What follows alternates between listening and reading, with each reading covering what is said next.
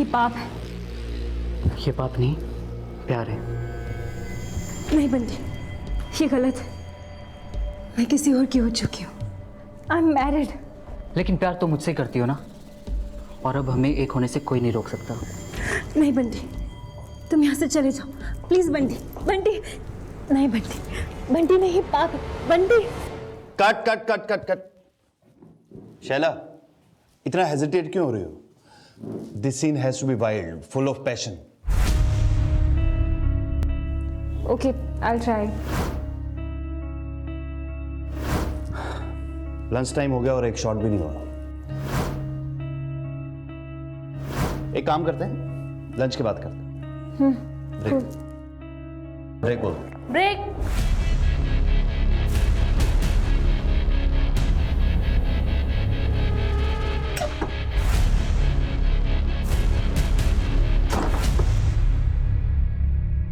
तुम शैला कहाँ है यार? शैला कहाँ है यार? 5 बजे निकल जाऊंगा मैं। एक फिल्म करते ही सब अपने आप को सुपरस्टार समझने लगते हैं। शैला रेडी नहीं है क्या? मेरी मर्जी में जहां भी जाऊं, you can't stop me, okay? तुमने अगर मुझे छोड़ा तो मैं तुम्हारा करियर ही नहीं तुम्हें भी खत्म कर दूंगा। तुम्हारी इतनी औकात। शैला, 1 घंटे से शॉट रेडी है। पूरी यूनिट वेट कर रही है।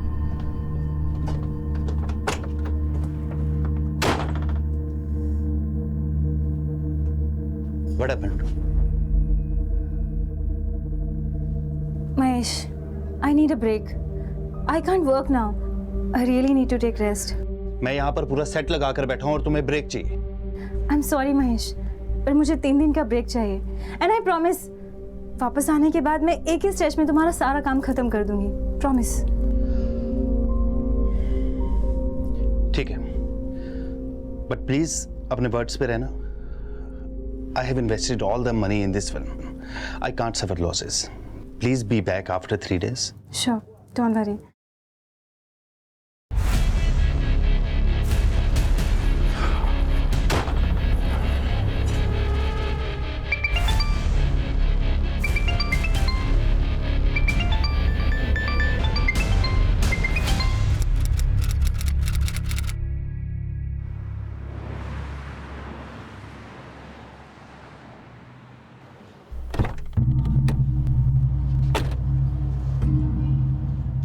तो आप वो हीरोइन रानी परमार के भाई हैं जिसका वो सिंगर के साथ लफड़ा हुआ था।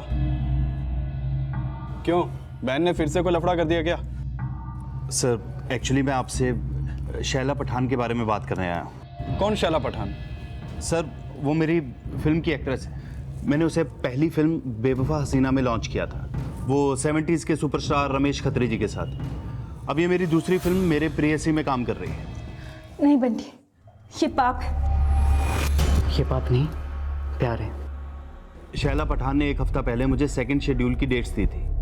अब उसका फोन भी स्विच ऑफ है, उसके घर पे भी लॉक लगा हुआ है। सर, वो मुझसे 50% पैसा एडवांस ले चुकी है और उसके अनप्रोफेशनल एटीट्यूड की वजह से मुझे बहुत लॉस हो रहा है। देखिए महेश जी, अब कल को आपकी हीरोइन आकर हमसे कहेगी कि आपने उसे पैसा नहीं दिया इसलिए वो शूट पे नहीं आई, तो क्या होगा?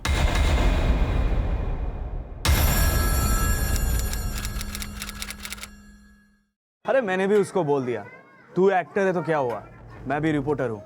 ऐसा लिखूंगा ना उसके बारे में कि इंडस्ट्री में कोई काम नहीं देगा उसे। हाँ फरमान भाई बोलो। निसार, मुझे एक आर्टिकल छपवाना है तेरे न्यूज़पेपर में। कैसा आर्टिकल?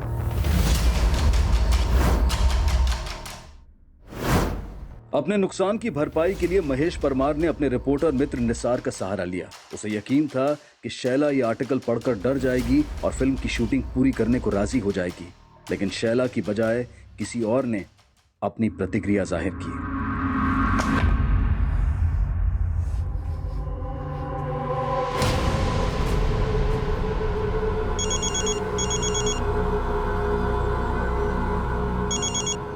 हेलो, ये क्या बकवास लिखी है तूने शैला के बारे में?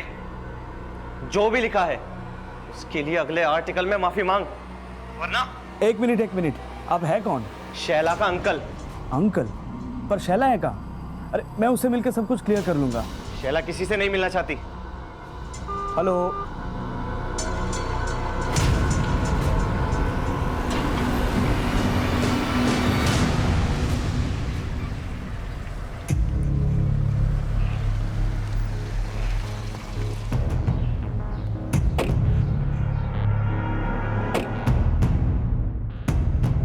शैला मैडम के घर पे तो पिछले कई महीनों से ताला लगा है। अच्छा, वो और उसकी फैमिली गई कहाँ, कुछ पता है आपको? वो सब तो हमको नहीं पता, लेकिन कई दिनों पहले सब एक साथ निकले थे यहाँ से।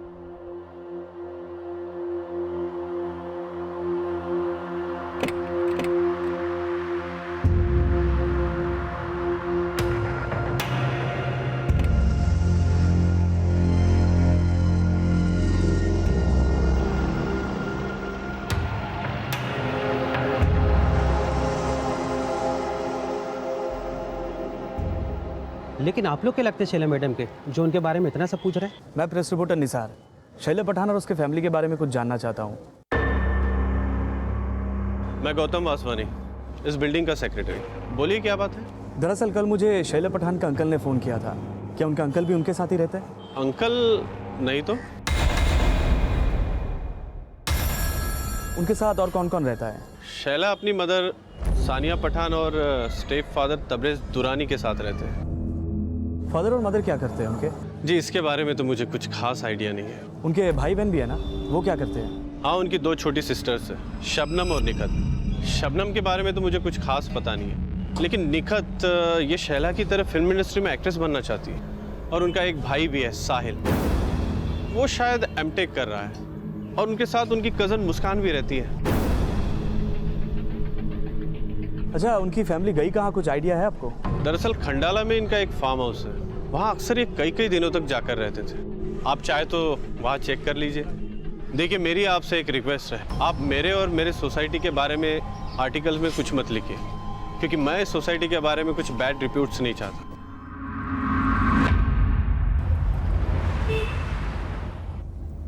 इस एरिया में 3 और 2 BH के फ्लैट्स मिनिमम 6-7 करोड़ के होंगे। ऐसे इसके फैमिली के पास इतने पैसे आए कहाँ से? इसके फादर क्या करते थे? आई डोंट नो यार, लेकिन जब मैंने उसे मेरी प्रेयसी फिल्म के लिए साइन किया था, तब उसने मुझे अपने खंडाला वाले फार्म पे बुलाया था और वहाँ पे 2 अरबी लोगों से मिलवाया। Mahesh, he is Tayyab bin and he is Razidul. Nice meeting. ये दोनों बॉलीवुड फिल्म प्रोड्यूस करने में इंटरेस्टेड हैं, सो इफ यू वांट हम इनके साथ में अपना प्रोजेक्ट डिस्कस कर सकते हैं। फिर उसके बाद वो बोली कि उसके साथ अमान खान को फिल्म करने के लिए मैं कन्विंस करूं। मैंने शैला को बोला कि एक बार मेरी ये फिल्म कंप्लीट हो जाए, उसके बाद मैं उनकी फिल्म के बारे में सोचूं। अच्छा, तू तो उनके खंडाला वाले फार्म हाउस पे गया था ना? बिल्डिंग सेक्रेटरी भी कह रहा था कि वो लोग वहीं रह सकते हैं। एक बार चल के देखे, शायद वहीं हो।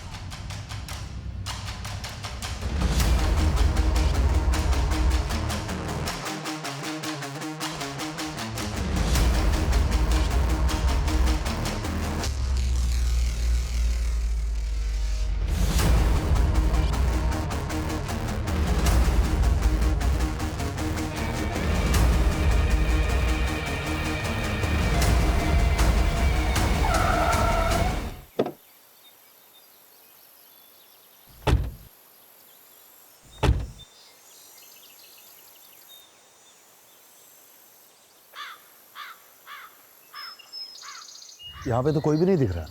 गार्ड भी नहीं दिख रहा यार। ये दरवाज़ा भी खुला है। चलो अंदर चल के देखते हैं क्या।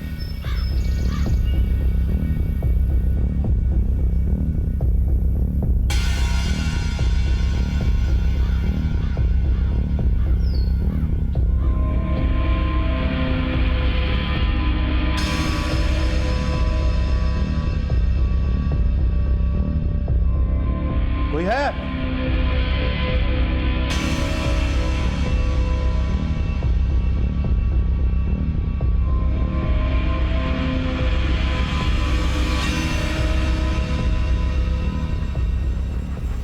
निसार, ऐसे अंदर जाना ठीक नहीं है।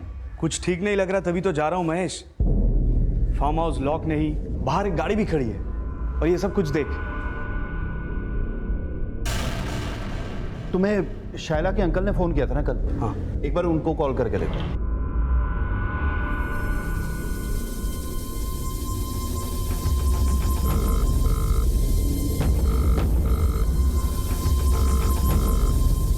नहीं उठा रहे यार। महेश, ये शैला और उसकी फैमिली के गायब होने का कुछ तो लफड़ा लगता है। ऊपर से अंकल भी फोन नहीं उठा रहे। मेरे प्रोडक्शन मैनेजर के पास शैला के ड्राइवर का नंबर है। शैला के ड्राइवर को पता होगा कि उसके अंकल कहाँ रहते हैं।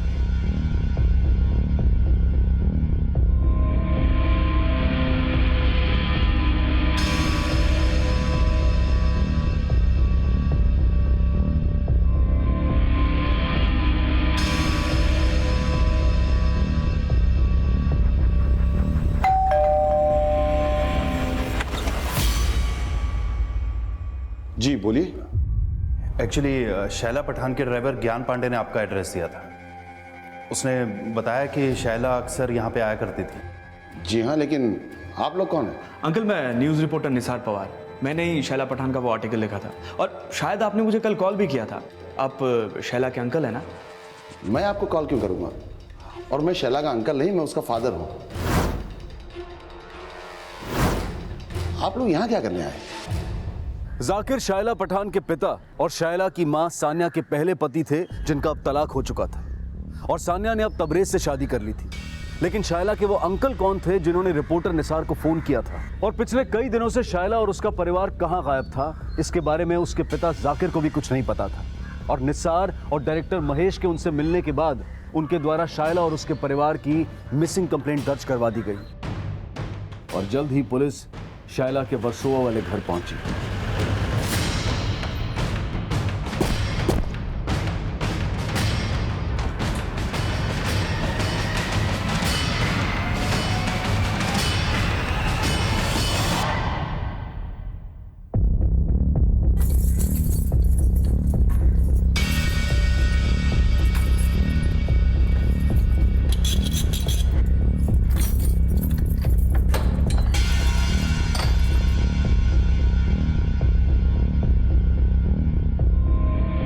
पूरे घर की अच्छे से तलाशी लो।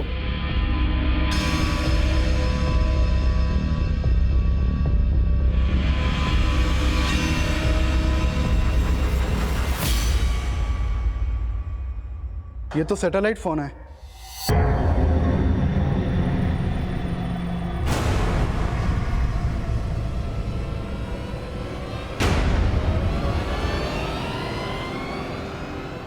जाकिर जी, आप बता सकते हैं ये उर्दू में क्या लिखा है? सर, ये किसी असामाजिक संगठन से रिलेटेड डॉक्यूमेंट्स हैं।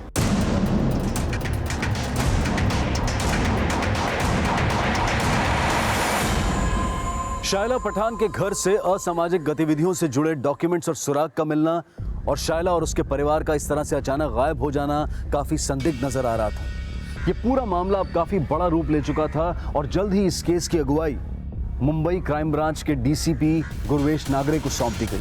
शैला पठान के वर्सोवा वाले फ्लैट से जो असामाजिक गतिविधियों के डॉक्यूमेंट्स मिले थे, उसके फोटोग्राफ्स और वो सैटेलाइट फोन तुरंत नेशनल इंटेलिजेंस एजेंसी एनआईए को भेज दो। वो लोग सैटेलाइट से इनकरप्टेड डेटा को डीकोड करेंगे। और अपने सोर्सेज से पता करो ये शैला पठान और उसकी फैमिली वाकई किसी असामाजिक ऑर्गेनाइजेशन से रिलेटेड है या नहीं। और वो डायरेक्टर महेश परमार, उसने कहा था कि शैला ने उसे 2 अरबी इन्वेस्टर से मिला था। क्या नाम था उनका? He's Tayyab bin and he's Razidul. Nice meeting. Tayyab bin और रजिदुल। लेकिन उस महेश परमार ने बताया कि वो उनसे सिर्फ एक बार मिला था, इसलिए उनके बारे में कुछ ज़्यादा जानता नहीं है। दामले, इस शैला पठान की पूरी फैमिली गायब है। उसके कॉल रिकॉर्ड निकालो, हो सकता है कि उससे कुछ मिल जाए। और ये रिपोर्टर निसार, उसने कहा था कि शैला के किसी अंकल ने उसे कॉल किया था। पता करो कौन से नंबर से उसे कॉल आया था। सर, शैला पठान के बॉयफ्रेंड सलीम खान को बुलाया है। गुड। सर, एक्चुअली वो शैला कह रही थी कि वो अपनी फैमिली के साथ दुबई शिफ्ट होने वाली है। इस बात पे मैं थोड़ा अपसेट हो गया और सर गुस्से में वो सब कुछ निकल गया। मेरी मर्जी में जहां भी जाऊं, you can't stop me, okay? तुमने अगर मुझे छोड़ा तो मैं तुम्हारा करियर ही नहीं तुम्हें भी खत्म कर दूंगा। दुबई में कहाँ शिफ्ट होने वाली तो कुछ बोला था? नहीं सर, इस बारे में तो उसने कुछ नहीं बताया। उस बारे में नहीं बताया, लेकिन इस बारे में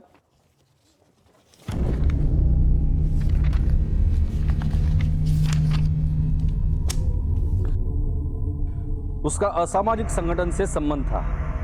इस बारे में तो बताया होगा ना उसने? नहीं सर, अगर मुझे ऐसा कुछ पता होता तो मैं उससे कभी कोई रिलेशन नहीं रखता। कैसा रिलेशन था तुम्हारा शैला के साथ? सर, मैं शैला से प्यार करता था। और फैमिली? नहीं सर, उसकी फैमिली के बारे में मैं कुछ नहीं जानता। सर, शैला बॉलीवुड की टॉप एक्ट्रेस बनना चाहती थी, लेकिन अचानक से उसका दुबई जाने का फैसला बहुत अजीब लगा मुझे। शायला पठान के बॉयफ्रेंड सलीम के बयान के बाद पुलिस इंडिया से दुबई जाने वाली फ्लाइट्स की पूरी डिटेल्स निकालने के लिए सभी एयरलाइन से कांटेक्ट करने में जुट गई। और शायला पठान की हाउसिंग बिल्डिंग में की गई पूछताछ में सामने आया कि शैला, उसकी मां Sania, step father Tabrez, sisters Shabnam और नेहकत, ब्रदर साहिल और कजन मुस्कान 5 मार्च 2011 की सुबह 2 अलग-अलग कार से कहीं जाने के लिए निकले थे।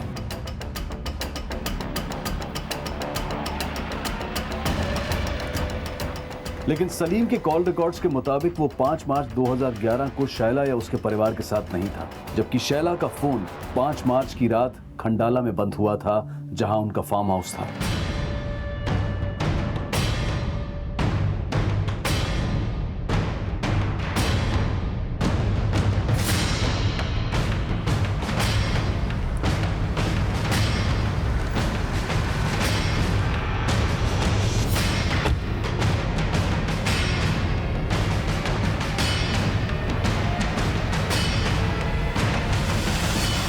लेकिन फार्म हाउस पर जो कार मिली वो शैला की मां सानिया की थी, जबकि शैला की कार गायब थी।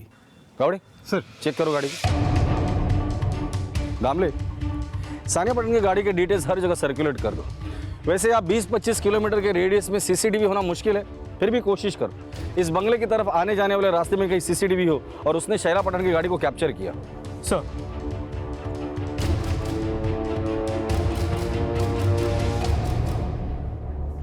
पूरे घर की तलाशी लो, एक भी कोना बचना नहीं चाहिए।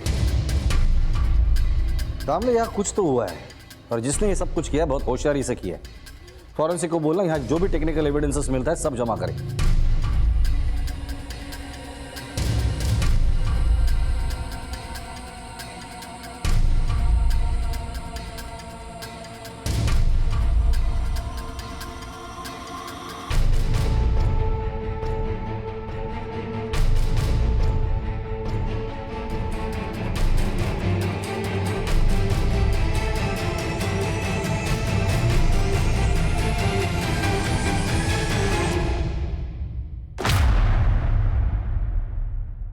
सर, मैं इस लड़के को नहीं जानता, शायद शैला का दोस्त हो। शैला आपकी और सानिया की बायोलॉजिकल डॉटर थी।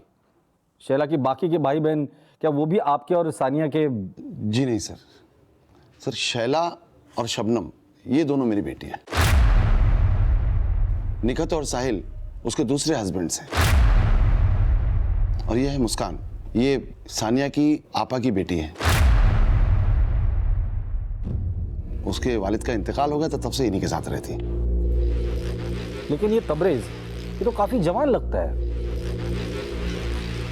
फिर ये निखत और साहिल? नहीं सर, निखत और साहिल ये तबरेज की नहीं, इरफान शेख की औलाद है। हमारे तलाक के बाद सानिया ने इरफान से शादी कर ली थी और काफी समय पहले उसका भी इंतकाल हो गया। वैसे आपका और सानिया का तलाक क्यों हुआ था? सर, इरफान और मैं बहुत अच्छे दोस्त थे, पर उसका और सानिया की शादी भले ही हो गई हो, लेकिन शैला का मुझसे बहुत अच्छा लगाव है और वो अक्सर मुझसे मिलने आया करती है।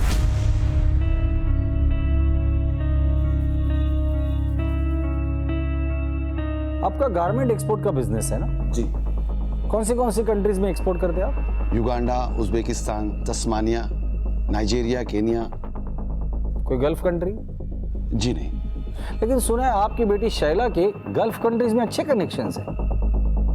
ये तैयबीन और रजिदुल नाम के 2 अरबी है जो उसके लिए फिल्म प्रोड्यूस करने वाले थे। क्या आप जानते हैं इन दोनों को? जी नहीं, लेकिन आप शैला के बारे में गलत मत सोचिए। वो किसी भी तरह के गलत काम में इन्वॉल्व नहीं हो सकती। लेकिन उसके घर में जो कुछ भी मिला है ना, उससे तो यही लगता है कि वो गलत काम में इन्वॉल्व थी। हैरानी तो मुझे भी है, लेकिन दिल इस बात को मानने के लिए तैयार नहीं है। और बाकी के लोग?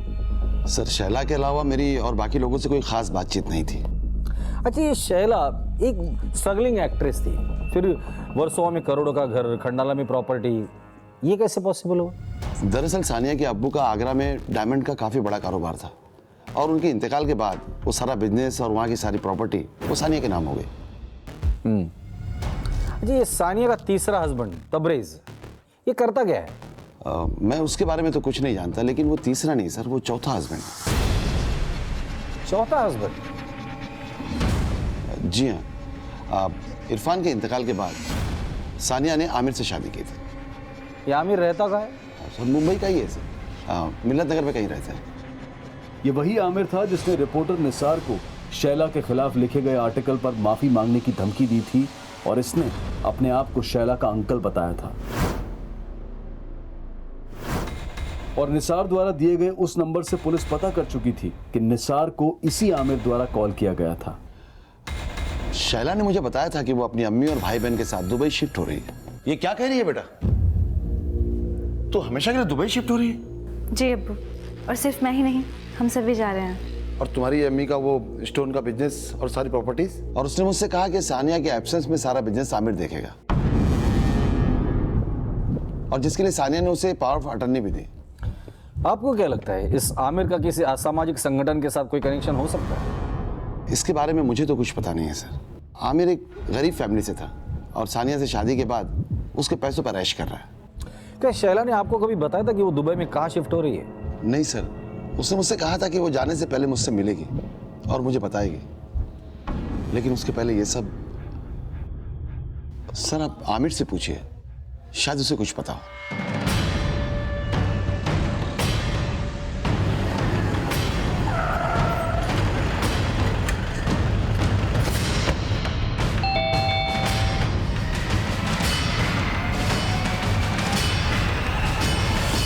सर मैंने उस रिपोर्टर को कोई धमकी नहीं दी, बस इतना कहा कि वो शैला के बारे में गलत ना लिखे। शैला और उसके बाकी के परिवार वाले किधर है? मुझे नहीं पता सर। अच्छा एक बात बता, ये शैला की माँ सानिया, उसने अपना बिजनेस प्रॉपर्टी सबकी पावर ऑफ अटर्नी तुझे दे दी थी। तेरा ये मिल्लत नगर वाला बुटीक वो भी उसने तेरे नाम पे किया था, तुम दोनों का डिवोर्स होने के बाद। ऐसा क्यों? क्योंकि सर सानिया मुझ पर भरोसा करती थी। भले ही हमारा डिवोर्स हो गया, लेकिन वो आज भी मेरी कद्र करती है। कद्र करती थी या तेरा खौफ था उसके दिल में? नहीं सर। या सामाजिक ऑर्गेनाइजेशन के साथ किसका संबंध था, तेरा या उनका? मुझे नहीं पता सर, आप तबरेज का पता कीजिए, वो अच्छा आदमी नहीं था। क्या करता था? कश्मीर में एक एनजीओ चलाता था। कश्मीर में? जी सर, तबरेज कश्मीर से है। कश्मीर में कहां से? इस बारे में मुझे कुछ नहीं पता सर। सानिया का चौथा शौहर तबरेज, जो कि सानिया से उम्र में तकरीबन 20-21 साल छोटा था, वो कश्मीर में कोई एनजीओ चलाता था और इस इंफॉर्मेशन ने पुलिस को चौकन्ना कर दिया। जल्द ही यह भी सामने आ गया कि 5 मार्च 2011, जिस दिन से शैला और उसके घर वालों का फोन बंद था, तब से उन्होंने इंडिया से दुबई तो क्या, किसी भी देश में जाने के लिए कोई हवाई सफर नहीं किया था। तो अब शैला और उसकी फैमिली कहां थी? और अगर 5 मार्च 2011 को शैला अपने परिवार के साथ खंडाला वाले फार्म हाउस पर गई थी, तो फिर अचानक गायब कहां हो गई? और अगर सानिया की कार फार्म हाउस पर थी, तो फिर शैला की कार कहां थी? चौतरफा छानबीन के बावजूद फैमिली की कोई भी लीड पुलिस को नहीं मिल पा रही थी और ना ही उन 2 अरब इन्वेस्टर्स के बारे में कोई इंफॉर्मेशन मिली थी जो शैला के फार्म हाउस पर देखे गए थे। और अब यह अंदाजा भी लगाया जा रहा था कि कहीं शैला और उसके घर वाले तबरेज के साथ कश्मीर में ना हो। लेकिन कश्मीर में तबरेज कहाँ रहता है, कौन सी एनजीओ चलाता है, इसके बारे में कोई जानकारी नहीं मिल पाई थी और ना ही एनआईए के द्वारा उनमें से किसी के भी उन असामाजिक संगठनों से जुड़े होने का कोई क्लू मिला था। और अब सानिया के पहले और तीसरे शौहर जाकिर और आमिर के भी कॉल रिकॉर्ड्स और एक्टिविटीज में उस असामाजिक संगठन के साथ कनेक्शन होने का पता लगाया जा रहा था। लेकिन आमिर के साथ की गई पूछताछ में पुलिस ये पता लगाने में कामयाब हो गई कि खंडाला के फार्म हाउस से मिले फोटोग्राफ्स में शैला के साथ वो अनजान शख्स नितिन शाह था और जल्द ही उसे पूछताछ के लिए बुलाया गया। सर एक वक्त था जब शैला और मैं अच्छे दोस्त हुआ करते थे, लेकिन काफी समय से हम दोनों के बीच में कोई कांटेक्ट नहीं है। अच्छा, पर हमने तो सुना कि तुम और शैला शादी करने वाले थे और शादी के बाद दुबई सेटल होने का प्लान था। सर ऐसा शैला सोचती थी कि मैं उससे शादी करूंगा, लेकिन बहुत ही जल्द मुझे उसकी असलियत पता चली। असलियत? कैसी असलियत? सर करीब 1 साल पहले मेरी और शैला की मुलाकात एक पेस्ट्री पार्टी में हुई थी और फिर हम दोनों काफी मिलने जुलने लगे।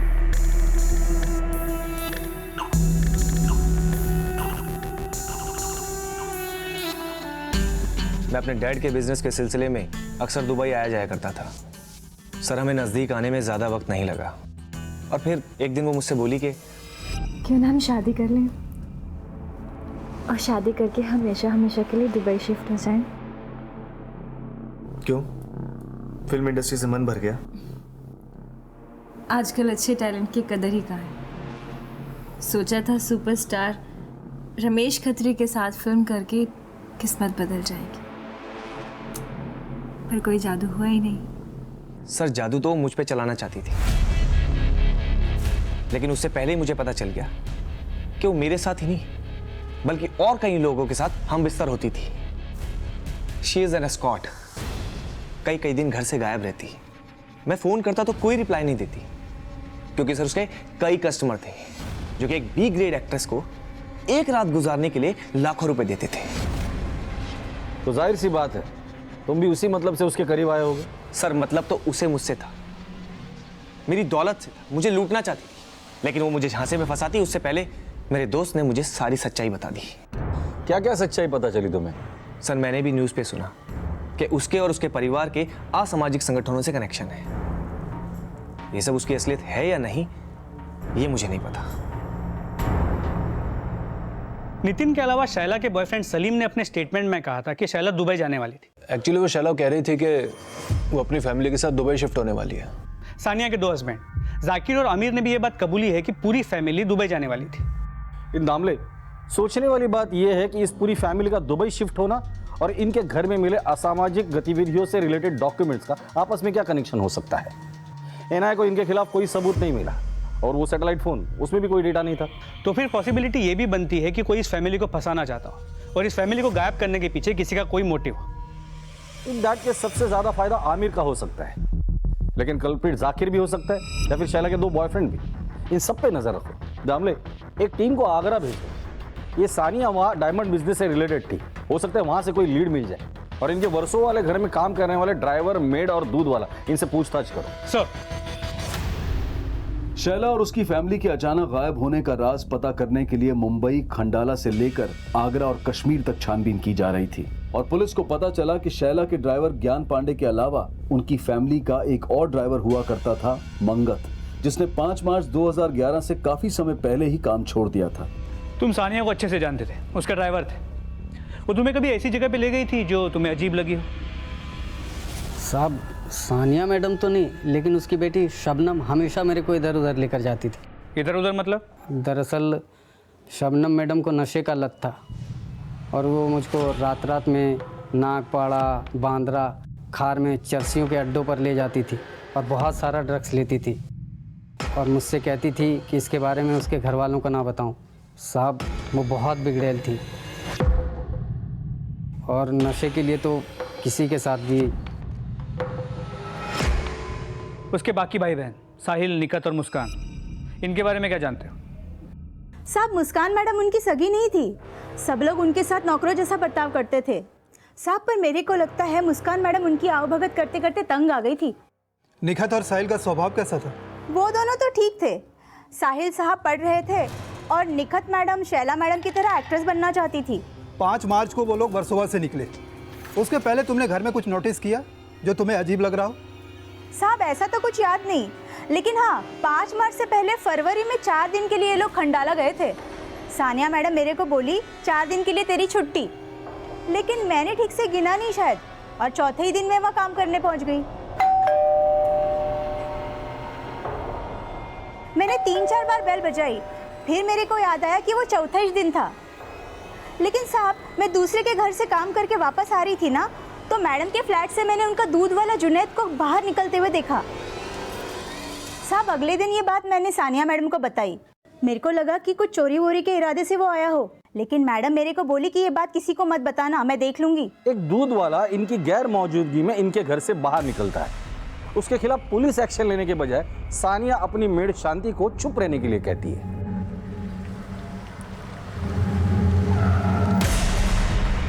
ऐसा तभी होता है जब वो इंसान उसका खास हो या फिर राजदार।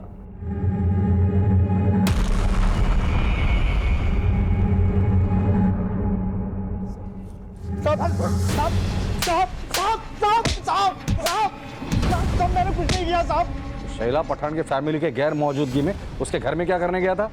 चोरी करने गया था? नहीं साहब, मैं तो वहाँ दूध की डिलीवरी करने गया था साहब। घर के बाहर ताला लगा हुआ था और तू डिलीवरी करने गया था दूध की? नहीं साहब, उस दिन घर पर ताला नहीं था, अंदर सानिया मैम थी।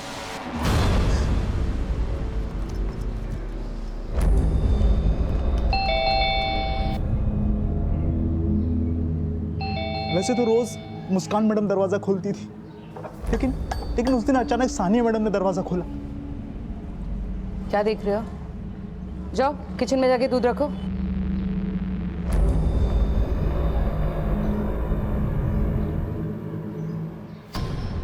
और जैसे ही मैं किचन के अंदर गया, सानिया मैडम पीछे से आई और मुझसे बोली कि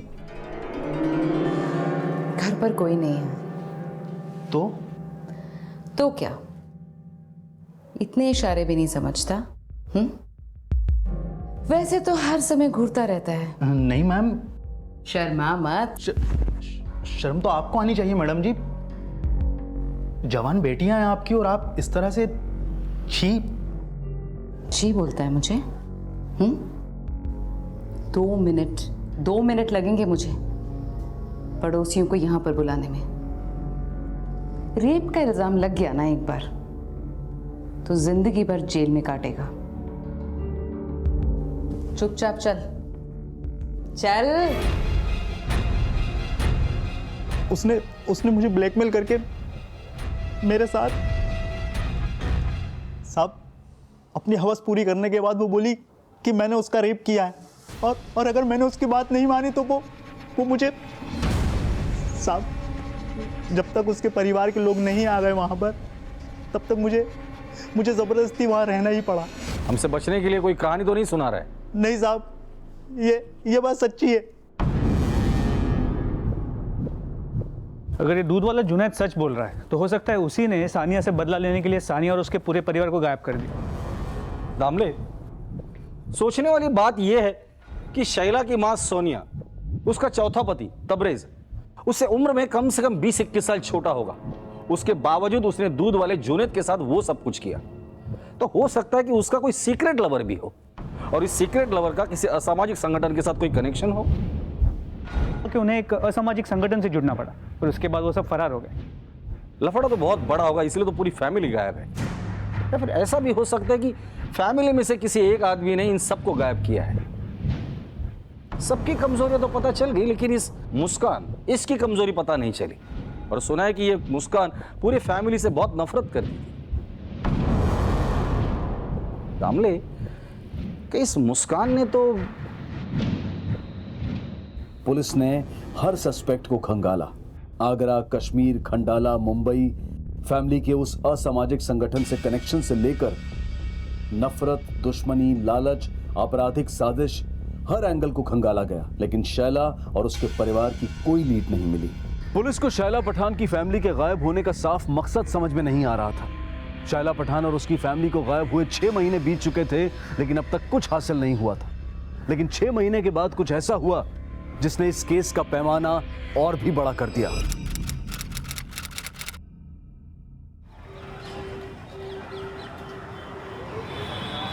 होने का शक खड़ा हुआ था और एनआईए के ऑफिसर धर्मेश कटारिया को इस ब्लास्ट की जांच सौंपी गई और जल्द ही वो आईपी एड्रेस ट्रैक कर लिया गया जहां से वो संदिग्ध मेल भेजा गया था। वो मेल कश्मीर के एक साइबर कैफे से भेजा गया था जहां पर एनआईए ने रेड मारी और कई संदिग्धों को गिरफ्तार किया। और उसी एरिया से पुलिस ने एक अज्ञात कार भी बरामद की और पाया गया कि ये कार मुंबई के वर्सोवा एड्रेस पर शैला पठान के नाम रजिस्टर्ड थी। ये वही कार थी जिसमें 5 मार्च 2011 को शैला को अपनी फैमिली के साथ कहीं जाते हुए देखा गया था। शैला पठान 6 महीने से अपने फैमिली मेंबर के साथ गायब है और उनके घर से असामाजिक गतिविधियों से जुड़े डॉक्यूमेंट्स और सैटेलाइट फोन भी मिला है। और गाड़ी यहाँ पर कश्मीर में मिली है। हो सकता है वो 6 महीने से यहीं पर रह रहे हो। हमें भी ऐसा ही शक था। शैला पठान का स्टेप फादर तबरेज, वो कश्मीर से। आप ऐसा कीजिए, शैला और उसके स्टेप फादर तबरेज और बाकी फैमिली मेंबर्स की डिटेल भेज दीजिए। हम यहाँ पर ढूंढते हैं उन्हें। हो सकता है वो यहीं पर छिपे हों। ठीक है सर। शैला के स्टेप फादर तबरेज समेत शैला पठान के हर फैमिली मेंबर को एक बार फिर से एनआईए के द्वारा इन्वेस्टिगेट किया जा रहा था और फोरेंसिक टीम को शैला पठान की गाड़ी में एक ट्रैवल एजेंसी का विजिटिंग कार्ड मिला था।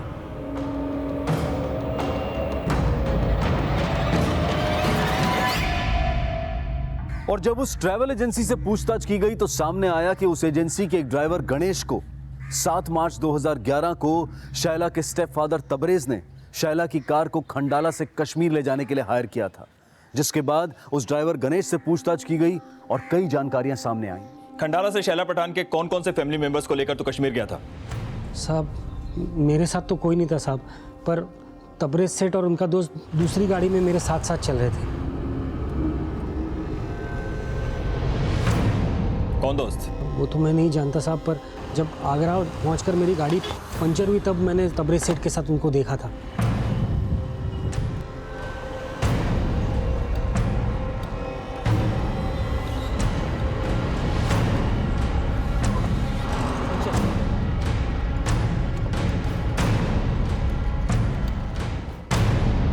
सर ये राशिद खान है। शैला के स्टेप फादर तबरेज के साथ मिलकर कश्मीर के पुलवामा एरिया में एनजीओ चलाते थे, लेकिन ये दोनों सोशल वर्क नहीं बल्कि चैरिटी के नाम पे चंदा इकट्ठा करते थे।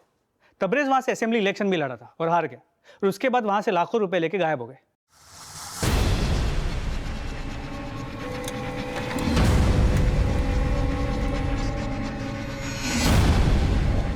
क्या यही आदमी था? हाँ साहब यही था वो। इसका मतलब शैला की फैमिली अब कहाँ है? ये या तो तबरेज तो फिर ये राशिद ही बता सकता है।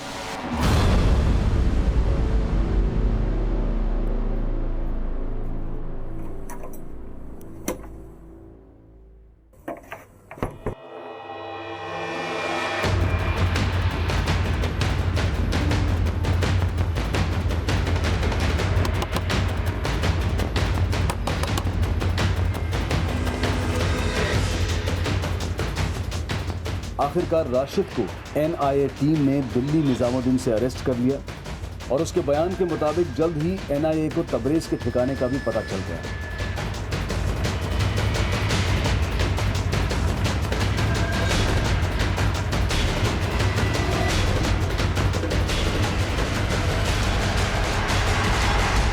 और एनआईए ने शैला पठान के स्टेप फादर तबरेज को पूछताछ के बाद मुंबई पुलिस के हवाले कर दिया।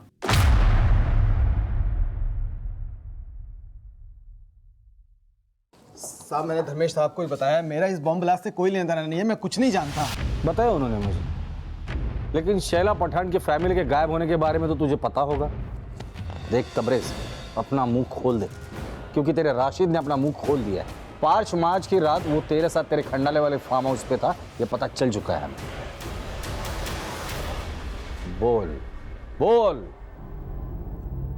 साहब इस राशिद को मैंने ही खंडाला वाले फार्म हाउस पे जॉब पे लगवाया था, क्योंकि इस सानिया से तंग आ गया था मैं। झूठे सपने दिखाए थे इसने मुझे कहती थी कि मैं हीरो जैसा लगता हूँ और मुझे अपनी बेटी की तरह फिल्म इंडस्ट्री में हीरो बनाएगी। अपना पति बना के मुझे नौकर बना दिया था उसने।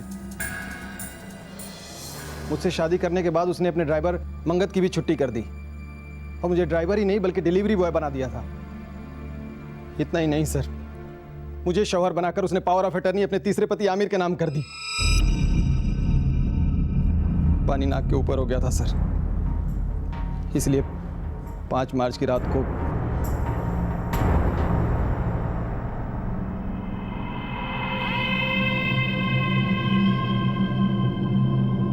मैंने और राशिद ने वहां पर रॉड और चाकू का बंदोबस्त पहले से ही कर दिया था, और जैसे ही मुझे मौका मिला मैं सानिया के साथ अपनी भड़ास निकालने लगा। तूने समझ क्या रखा है? नौकर बनाने के लिए शादी की थी तूने मुझसे? तेरी इतनी मजाल, मुझसे ऊंची बात में बात करता है।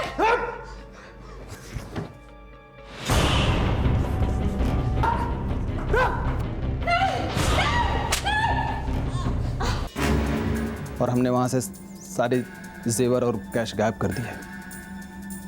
साहब वो फिर हमको याद आया कि फार्म हाउस की दीवार पर खून के धब्बे रह गए हैं। हम वापस फार्म हाउस गए। खून के धब्बे मिटाने के लिए हमने आग से जलाकर दीवार को काला कर दिया और शैला की गाड़ी को ले जाकर कश्मीर में डंप कर दिया। आप लोगों को भटकाने के लिए हमने सानिया के घर में वो सैटेलाइट फ़ोन और कागज़ रख दिया। अगर आप लोग को वो ट्रैवल एजेंसी का पता नहीं चलता तो आप लोग हमें कभी नहीं पकड़ पाते साहब। गलत फहमी है तेरी। आज तक जुर्म कभी ना छिपा है ना छिपेगा।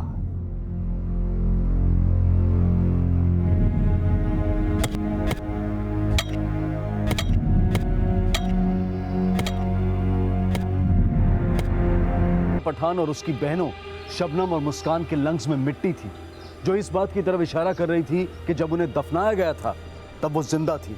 लेकिन इस परिवार को जिंदगी से रुखसत करने वाला तबरेज भले ही कितना बड़ा अपराधी हो, पर सच्चाई ये भी है कि शैला की मां सान्या ने अपनी जिंदगी में खुद इन अपराधों को न्योता दिया और अपने परिवार को एक लापरवाह परवरिश, ऐसी लापरवाह परवरिश कि ना तो परिवार में से किसी को सही और गलत की परवाह थी और ना ही कभी उन्हें इस बात का एहसास हुआ कि उनका ये लापरवाह रवैया कब तबरेज जैसे अपराधियों को उनकी जिंदगी को तबाह करने के लिए उकसा देगा। अब मैं अनूप सोनी आपसे विदा लेता हूं, फिर मुलाकात होगी अगले एपिसोड में एक और चौंका देने वाले केस के साथ। तब तक अपना और अपने परिवार का ख्याल रखें और देखते रहें क्राइम पेट्रोल सिटी क्राइम्स। सबक एक को सीख हम सबको।